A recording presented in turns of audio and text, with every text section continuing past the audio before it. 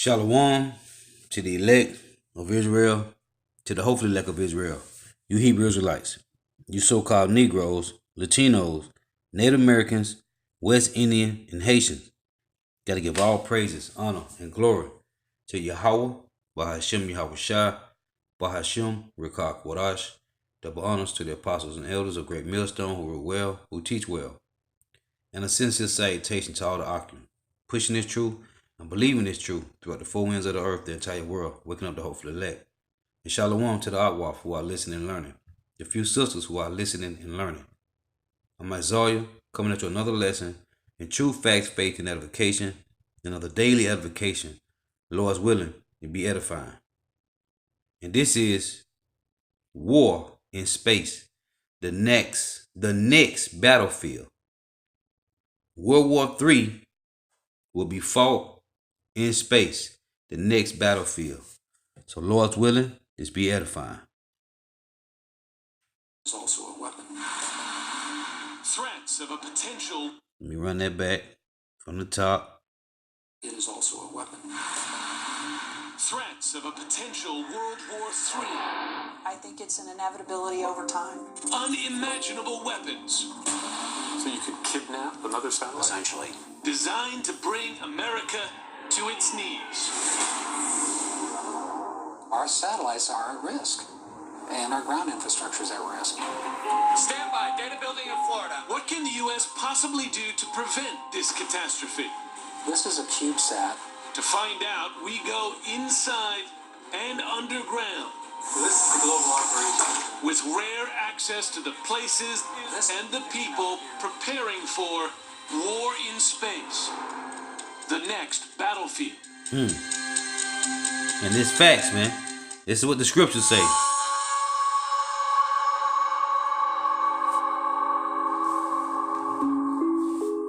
As the sun sets and the nation goes to sleep, the battle for supremacy in space is about to begin. One final night before Americans wake up to a new and daunting reality. 10 a.m. New York, 7 a.m. Los Angeles. Cities normally buzzing with the morning rush suddenly stall. TV networks start to go dark. Internet connections run slow. ATMs begin to malfunction. There's confusion. No panic, not yet, as stealth cyber attacks are racing through the U.S. at the speed of light. Then you have the question of, is it a cascading effect or not? Let me read these two precepts. Revelation chapter 9 and verse 12. One war is past, and behold, there come two woes more hereafter. Okay? Revelation 11 and 14. The second woe is past, and behold, the third woe cometh quickly. So 2 world wars already done passed, and the third war is coming quickly.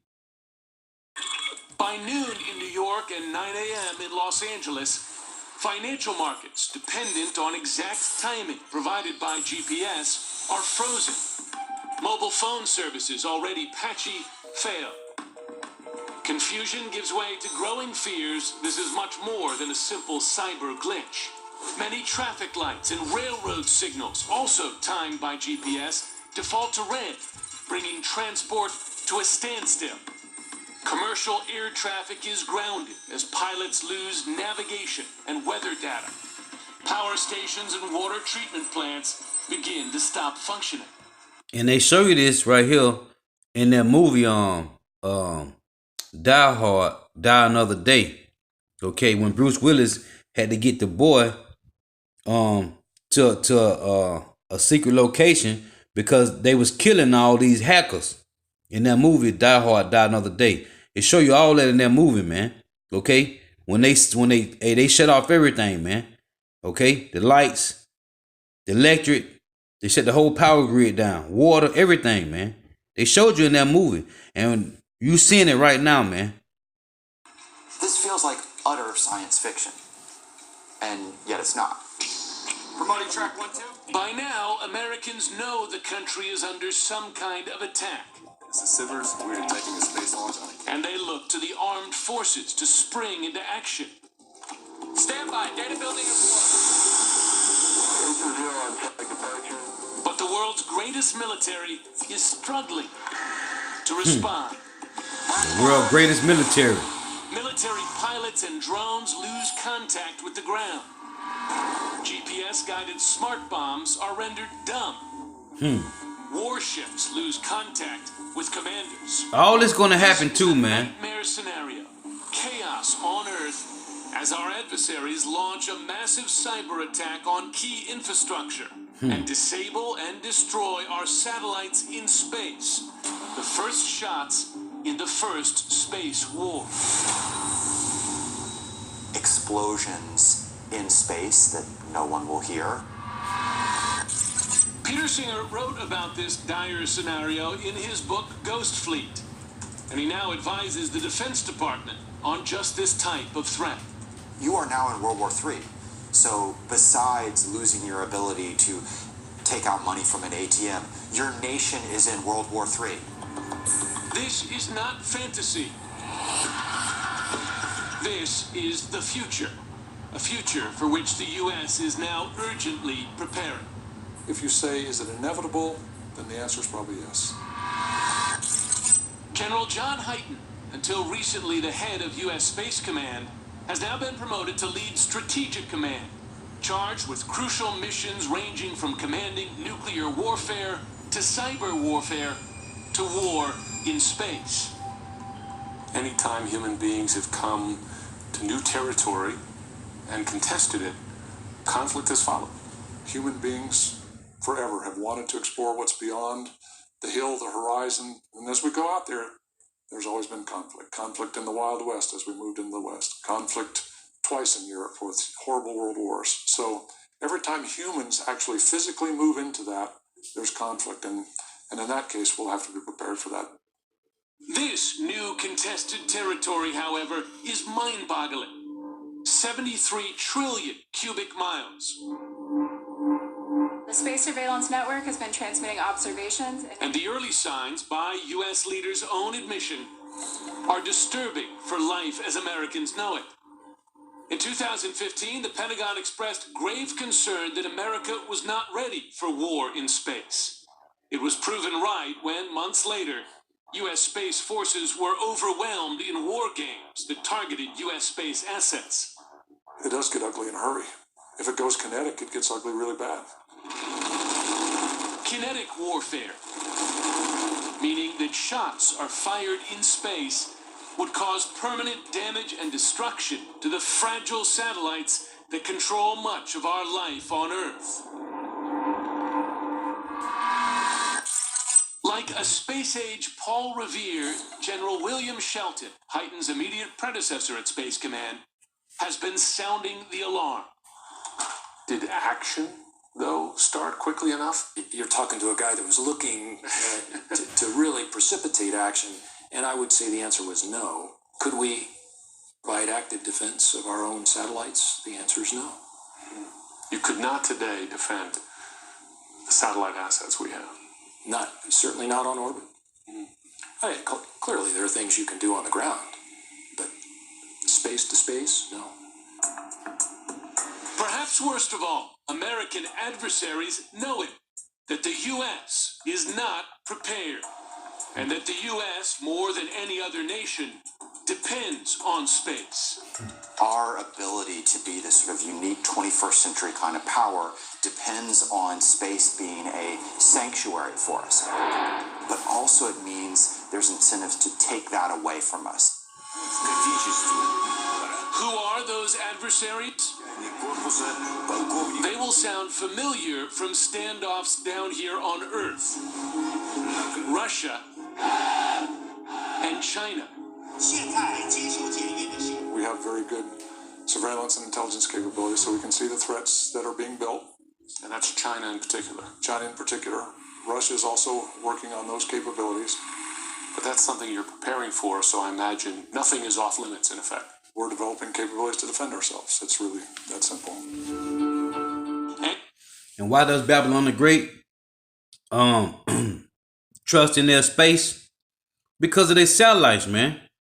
Okay, they use their satellites, man, to watch the entire planet, man.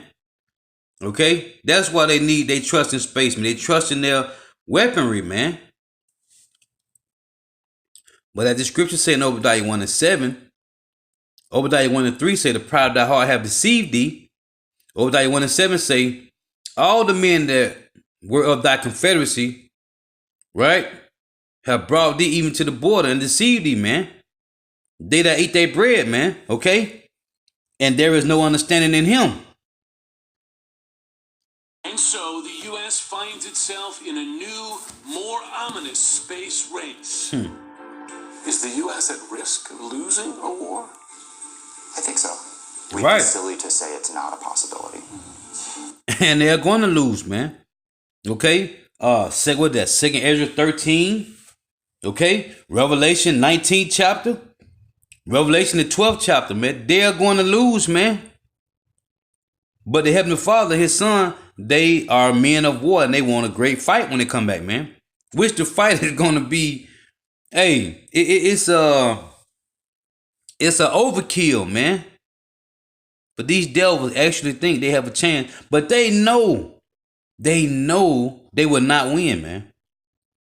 That's what any defense planner will tell you is don't look for the ideal outcome. Plan for the worst day so that you can survive it.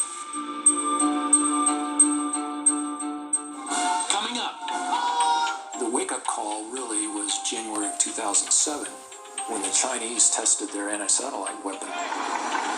the first shots in space have already been fired.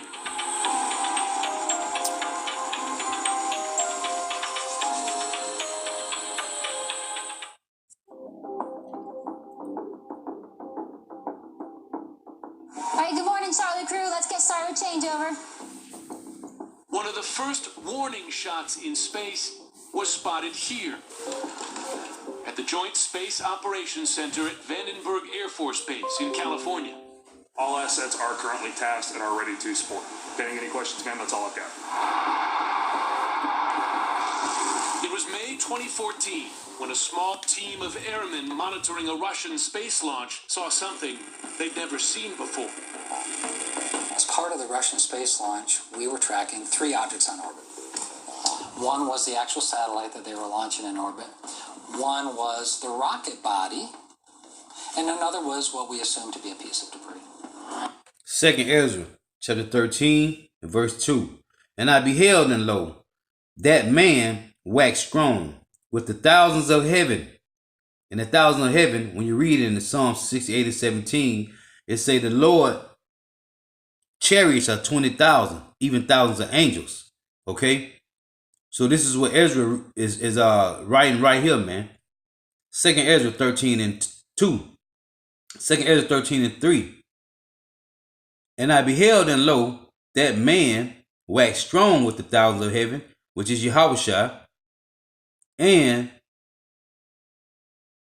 when he turned his countenance to look, all the things trembled that were seen under him. These nations, man, when they see Yahushua crack the clouds with those chariots and the angels, coming in a V formation as birds fly. The scripture tell you as birds fly, which is a V shape. That's how Yahushua is going to return with the angels, man, the chariots. And whensoever the voice went out of his mouth, all they burnt that heard his voice. From what? Those lasers, man. That concentrated heat is going to come from the chariots, man. It say, all they burnt that heard his voice, like as the earth filleth when it filleth the fire. And after this I beheld, and lo, there was gathered together a multitude of men out of number from the 4 winds of the heaven to subdue the man that came out of the sea. So all the armies from the 4 winds of the earth, which is heaven, this is the heaven for the Idumeans, they're going to turn and fight with against Yahushua, man. Okay? It say, but I beheld, and lo, he had graven himself a great mountain, which is a gigantic chariot. And they show you that in the movie Independence Day, that gigantic chariot, because they know the truth. And flew upon it. But I would have seen the region or place whereof the hill was graven, and I could not. Because it wasn't a mountain. It was just a big chariot that Ezra saw. But this was the best way that he could describe it. And after this, I beheld, and lo, all they which were gathered together to subdue him were so afraid. And it say him that cometh out of the sea. He's coming from the atmosphere, right? The chariots. He coming from outer space. He coming from the heavens. So what you see up there is water. That's why I say he that cometh from out of the sea. Because that's waters up there, man. It say, it reads, and after this I beheld, and lo, all they which were gathered together to subdue him were so afraid. They're going to be afraid when they see Yahweh shall return with the chariots and the angels. They're going to be afraid, and yet durst fight. Okay, because he's gonna put the spirit on them to fight him anyway, man. It's saying lo, as he saw the violence of the multitude that came, which is all these armies of these nations, he neither lifted up his hand, nor held sword, nor any instrument of war, but only I saw that he sent out of his mouth as it had been a blast of fire, and out of his lips a flaming breath, and out of his tongue he cast out sparks and tempests, and they were all mixed together, the blast of fire, the flaming breath, and the great tempest, which is talking about these laser beams from the chariots, man. This concentrated heat. And fell with violence upon the multitude which were prepared to fight, and burned them up every one, so that upon a sudden of the innumerable multitude no thing was to be perceived, but only dust and smell of smoke. When I saw this, I was afraid. So the nations, when Yahushua make these nations fight him anyway, man, because they're going to be terrified. Hey, Ezra said they was destroyed, man. All he could see was dust and smells of smoke. And it said the same thing in Joel. Let's read it. This is Joel chapter 2 and verse 20. But I will remove far off from you the northern army. Who's the northern army? North America's army, man. Babylon the great military. And will drive them into a land barren and desolate, with their face towards the east sea. Where is the east sea? It's talking about the Persian Gulf. And his hinder part towards the utmost sea. What is the utmost sea? It's talking about the Red Sea, man. Okay? They're going to be in that land barren and desolate, which is Saudi Arabia, man. They're going to fight over there in that desert land. And his stink shall come up as an ill savor, a foul stink. And his ill savor shall come up because he hath done great things. So Ezra, Joel, and John saw the same thing, man. They're going to be destroyed. And all you're going to see is dust and smells of smoke. Oh, Isaiah saw the same thing. Let's read it. Isaiah 34. Let's start at verse 1. It reads, Come near, ye nations, to hear, and hearken, ye people. Let the earth hear, and all that is therein. It said the world, and all things that come forth of it.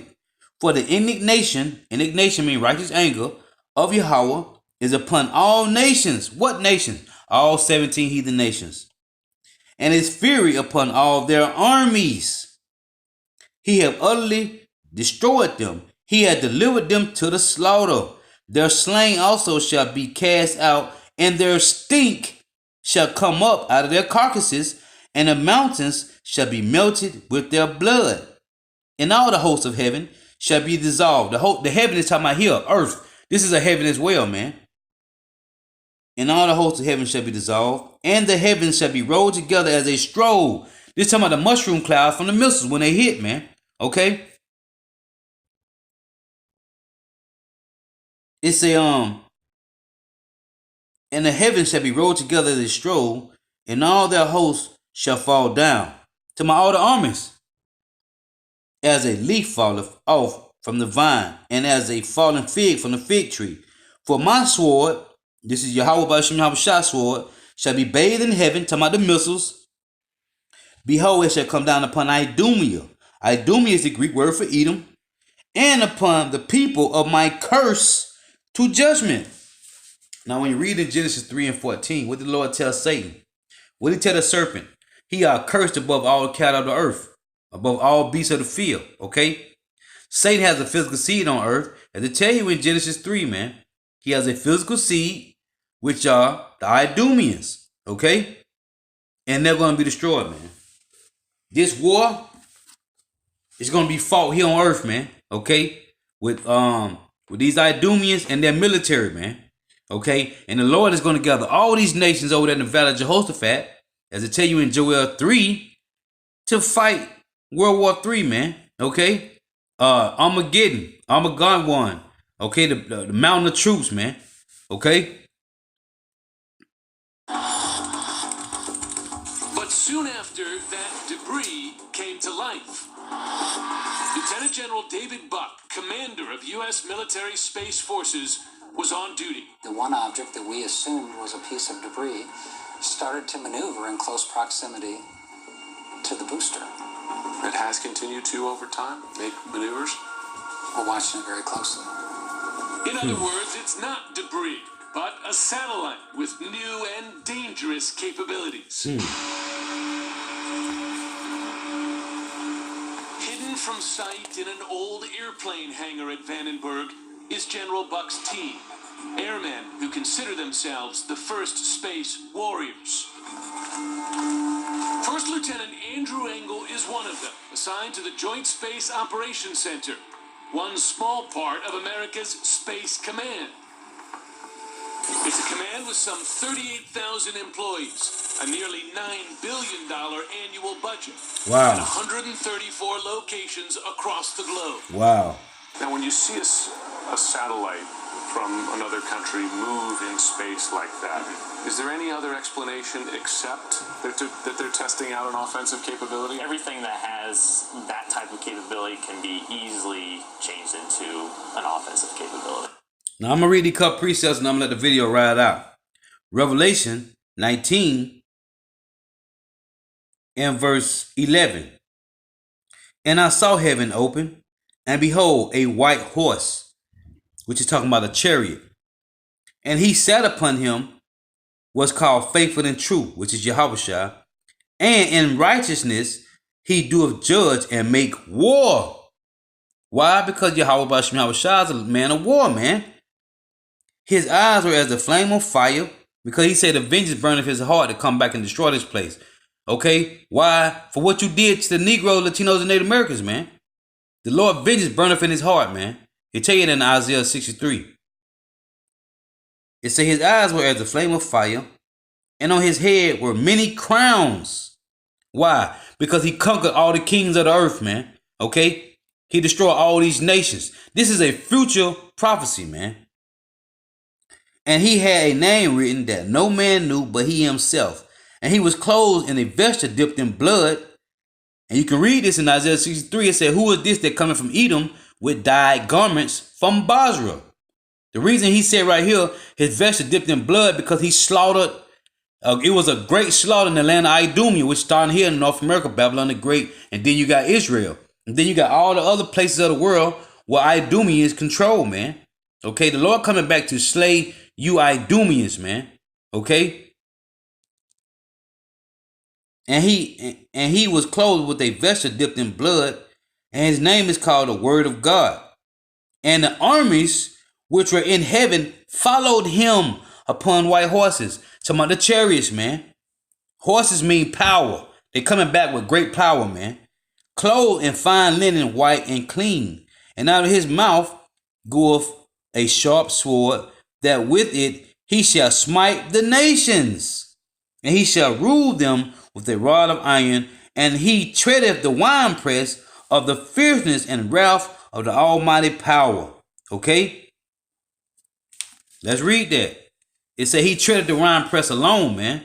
This is Isaiah 63 and verse 1. And it reads, who is this that cometh from Edom with dyed garments from Basra? This is a parable representing Yahushua is going to get his clothes dirty, man. Bloody. Okay? It say this that is glorious in his apparel, traveling in the greatness of his strength. I that speaketh in righteousness, which is Yahweh Shai, mighty to save, who? The elect of Israel.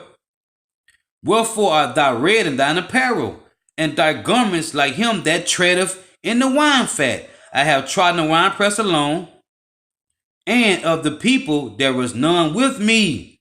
For I will tread them in my anger, and trample them in my fury, and their blood shall be sprinkled upon my garments. This is Yahweh Shai speaking, who the world talking about he's all love. He ain't coming back with flowers and roses and candy, man. Okay? And I will stain all my raiment, for the day of vengeance is in my heart. This is Yahweh Shai speaking. And the year of my redeemed is come, man. Okay? Verse 6 says, and I will tread down the people in my anger, and make them drunk in my fury, and I will bring down their strength to the earth. That's why I tell you in Jeremiah 50 and Jeremiah 50 and 23. It reads this. How is the hammer of the whole earth cut asunder and broken? How is Babylon become a desolation among the nations? How? Yahweh Ba'ashim Yahweh Shai, man.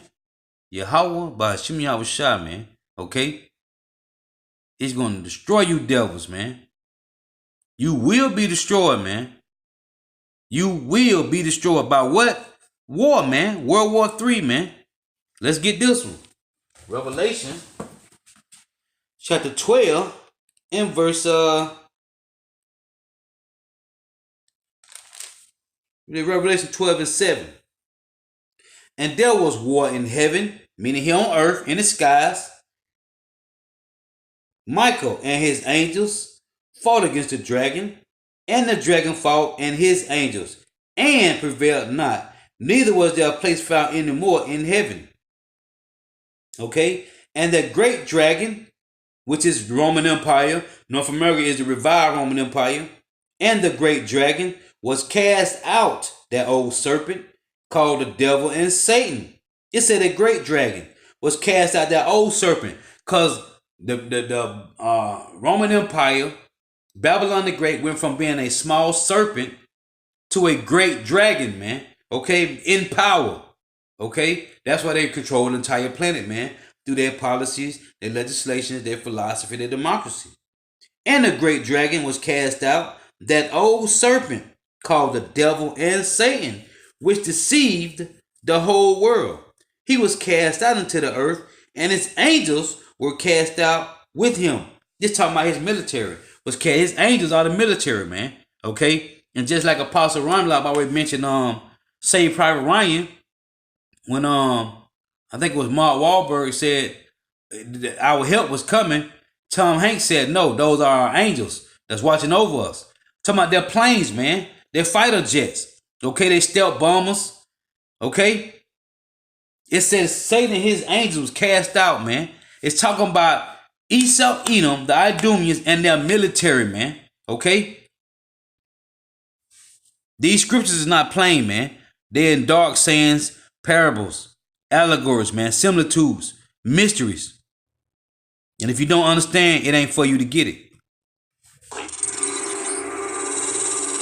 The satellite's official call sign is Cosmos 2499, but the airmen here have a more daunting nickname, Kamikaze, a space. And these guys ain't created this what they call the sixth branch of the military, because you got what? The Navy, the Army, the Marines, the Air Force, or the fifth branch of the military. Okay, they done created space. The fifth branch of the military for what? And then these devils show you in that movie, Independence Day, man. They show you that all the nations came together to do what? To shoot missiles at the chariots, man. That's in the first one. In the first Independence Day, they show you that all the nations came together, and what they said, we agree. We agree. We agree. Every nation to do what? To fight back and shoot missiles at the chariot, at the so-called spaceships, at the UFOs. In Independence Day, the second one, what happened? They had a space force on the moon, man. Okay? These devils know. Look what they got right here. Cosmos 2499. They know the Cosmos. They know who the Cosmos is, man. That's us, man. The elected, the Hebrew Israelites.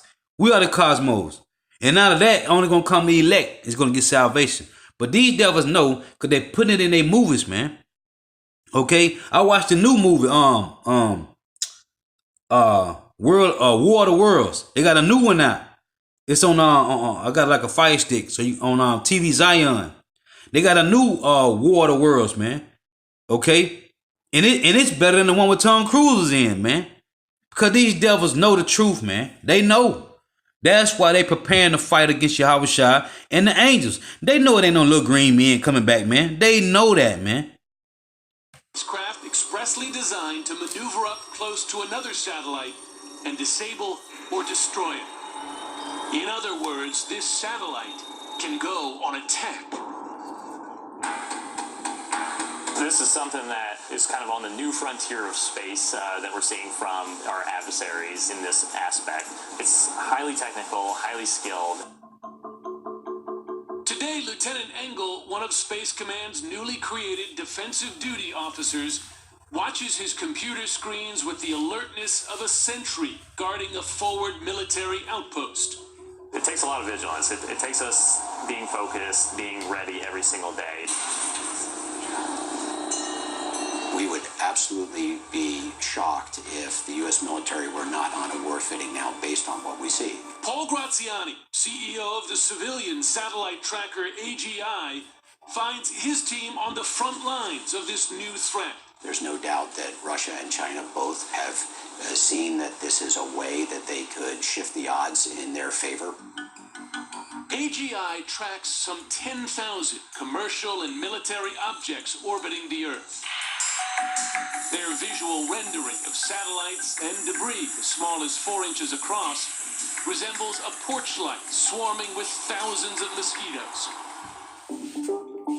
We spent the day with their ops team as Graziani showed us that Cosmos 2499, that Russian kamikaze, is far from the only threat. Now, meet Luch. It's a Russian satellite, and what's been happening here is this satellite has been maneuvering through geosynchronous space and cozying up close to various communication satellites, listening to what traffic is flowing over those. Launched in 2014, just a few months after the kamikaze, this second Russian satellite takes offensive space capability to a new level, operating like a space fighter jet and a spy plane. We watched again in real time as Luch shadowed a European communication satellite, hoovering up every byte of information. What's interesting is it has two capabilities. It can listen. It can spy on all the communications coming out of this Eutelsat, this European communication satellite. But because it can maneuver, it also has the potential just to become a bullet. It could. It could. So if the operators of this spacecraft so chose, they could direct it to actually hit another spacecraft. Over the course of a year, Luch has also cozied up to 3 U.S. satellites, handling some of the most sensitive military communications. Graziani was charged with delivering the bad news to one of its victims, U.S.-owned Intelsat. We actually, as soon as we figured that out, that it was parking next to an Intelsat satellite, we picked up the phone and we called Intelsat and we let them know they've got a new neighbor. Their reaction? They were not happy. The Russian government did not respond to CNN's request for comment on Luch or Cosmos 2499.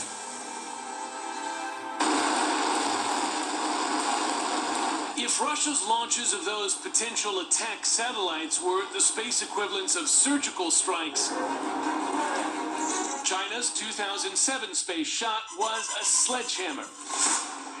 That year, the Chinese launched a massive space kill vehicle similar to this launch, striking one of its own satellites and blasting it, literally, into thousands of pieces. I would say that the wake-up call really was when the Chinese tested their anti-satellite weapon against their own satellite. Clear demonstration that the technology was there, in the hands of the Chinese anyway. A wake-up call, both because it represented an ominous step towards weaponizing space and because it immediately added thousands of pieces of debris to Earth's orbits, each piece a potential satellite or spacecraft killer. Man down! Man down! Just as you saw in the thriller Gravity, space junk traveling at more than 20 times the speed of sound is flat out deadly. A piece just 4 inches across packs the punch of an SUV traveling at 70 miles an hour.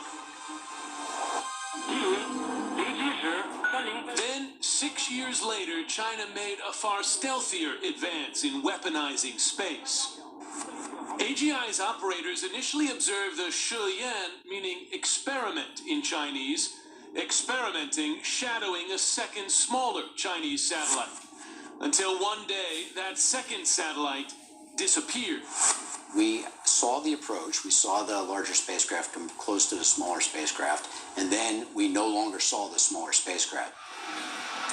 The only reasonable explanation, Shiyan has a robotic arm that was repeatedly grabbing, then releasing its smaller partner, experimenting with a dangerous new space weapons capability. China admits the satellite has a robotic arm, but claims it was launched purely to observe space debris. Graziani and others, however, see the potential for a far more sinister use. Why would you grapple another satellite? You could grab a hold of a satellite and maneuver it out of its mission, so we could basically take it offline. So you could kidnap another satellite? Essentially, right. Kidnapper satellites, kamikaze satellites, anti-satellite missiles, multiple weapons with one target, the U.S. Next, So our satellites are at risk, and our ground infrastructure is at risk. war as we've never known it. The first battles would likely be silent.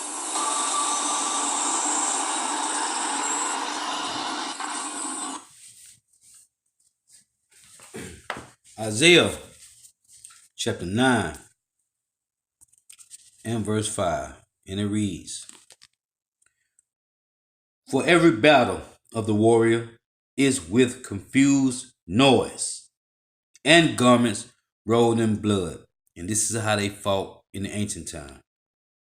But this shall be with burning and fuel of fire. 200 million missiles is going to destroy certain parts of the earth, starting with Babylon the Great, Israel, and other parts of the world where the Idumeans are in control, which we know Great Britain is going to be wiped off the map, man. Okay? Hey, so you want to make this too long? Just showing you that these devils know what's coming, man. Okay? They know, man. And it's just 17 minutes in on a 41-minute video, man.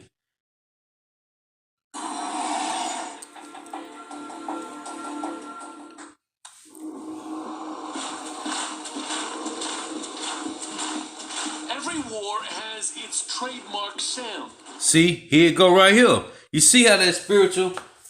Because I ain't watched the whole video. Hey, I just seen the first 10 minutes and hey, the spirit jumped right on me, man. See, I just read it. Let's read it again. Isaiah chapter 9, verse 5. For every battle of the warriors with confused noise and garments rolled in blood. That's how they fought in the first two wars, man. The time of Alexander the Great, Antiochus Epiphanes, all the wars, man. Okay? Everywhere that was ever fought, man, with the Romans, it was all was fought with garments rolled in blood, man. For every battle of warriors with confused noise and garments rolled in blood. Charge. Line up on both sides of the field and they charge out, man. Okay? But World War III, but this shall be with burning and fuel of fire, man. Okay? Hey, you can't make this up, man. For World War I, it was boots marching. See? World War I. World War II, German buzz bombs. See? Japanese kamikazes. And the atomic bomb. Right. Fat man and little boy. So what will be the signature sounds of the first war in space? Let's see. They trying to predict. First battles of a war between great powers would likely be silent. Hey, it ain't gonna be silent, man. Okay? Hey, it ain't gonna be silent, man. And the scripture tell you, man, it's gonna be what? It's gonna be a loud thump, man. Okay? It's gonna be a loud thump, man. Ain't gonna be nothing silent about this. You heard what he said? Of the powers. What powers? Yahweh Shai and you Idumeans, man. Which you have no power, man. All you got is military power, man. Which is weak. Okay? Weak, man. Even the other nations' military is rising up over North America military. Silent and stealthy, but gravely impacting both the civilian and military worlds. The first targets likely will be here on... Oh, let's cut that devil. That devil said it's going to be quiet. No, it ain't, man. Let's cut that devil what he just said. This is, Spirit just hit me to bring this out. Isaiah 13 and verse 5. It reads, matter of fact, let's read verse 4. The noise of a multitude in the mountains, like as of a great people, a tumultuous noise of the kingdoms of nations gathered together. The Lord Yahweh of hosts mustereth the hosts of the battle. So it ain't gonna be quiet, man. It's gonna be a tumultuous noise, man. Okay? They shall come from a far country. What? The missiles. From the end of heaven, even the Lord Yahweh and the weapons of his indignation to destroy the whole land. It said, howl ye, for the day of the Lord Yahweh is at hand. It shall come as a destruction from the Almighty. Therefore shall all hands be faint, and every man's heart shall melt. Men gonna have heart attacks when they see these missiles, man. When they see the destruction of North America, Babylon the Great, Israel, and all the lands where the Idumeans are in control at, their hearts, men is telling you right here, their men's hearts shall melt. They're gonna have heart attacks, man. Verse 8 say, and they shall be afraid. Pains and sorrow shall take hold of them. They shall be in pain as a woman that travaileth. When a woman pregnant with a child, man, them pains does not stop, man. They increase every second. It say, they shall be amazed one to another. Their faces shall be as flames. Behold, the day of the Lord Yahweh cometh. Cruel and it said, cruel both with wrath and fierce anger, to lay the land desolate, and he shall destroy the sinners thereof out of it. Okay? Listen, man. It say a tumultuous noise, man. It ain't gonna be quiet. This devil telling me it's gonna be quiet. No, it's not, man. Hey, the Lord say in Revelation 1:7, every eye shall see him, man. He shall come on a cloud. Every eye shall see him, even those that pierced him, man. What does that mean? The same Roman soldiers, them Edomites that pierced the Lord, is going to be here when he returns, man. They will be malware going after computer networks. A war started by military hackers, techies, and programmers. With keyboards and networks, not bombs or bullets, their weapons of choice. A battle that does not sound or look like any before it. Electronic warfare. It's all through the spirit and power of Yahweh Shai, man. Those kind of capabilities are most likely where a conflict would start. Soon the front lines extend to outer space. Laser weapons, another new capability now being tested by multiple countries, temporarily blind or permanently disable U.S. space assets. Then, satellite versus satellite. Kidnapper satellites capture them. Kamikaze satellites destroy them. All of these threats potentially hiding today in plain sight. Hey, so hey, this video is called War in Space, the Next Battlefield. Okay, it's a CNN the special. It's called War in Space, the Next Battlefield. If you Akim or Agwaf want to look at it. Hey, so Lord, when it's edifying, got to give all praise, honor, and glory to Yahweh, Bahashim Yahweh Shai, Bahashim Rika Kodash. Double honors to the apostles and elders of Great Millstone who rule well, who teach well, in a sincere salutation to all the Akim pushing their truth and believing in truth throughout the four winds of the earth, the entire world, waking up the hopeful elect And shalom to the Akwaf who are listening and learning. You few sisters out there who are listening and learning. Hey, Lord willing, edifying. Until next time, I say shalom. Hey, they know that the next fight, World War III, will be fought, man, between Yahushua and the angels and the Idumeans and their military power, man. And all the other nations. All the other nations are going to fight against Yahushua, man. Okay? And he's going to snap his fingers just like Thanos did in this movie, Avengers Endgame. When he snapped his fingers, what happened? They all was disintegrated, man. Yahushua is going to do that, man. But he love a great fight, so he's going to let them fight. He's going to make them think they have some, they have a possibility of winning the war, man. And then he's going to snap his fingers and destroy these devils, man. Shalom.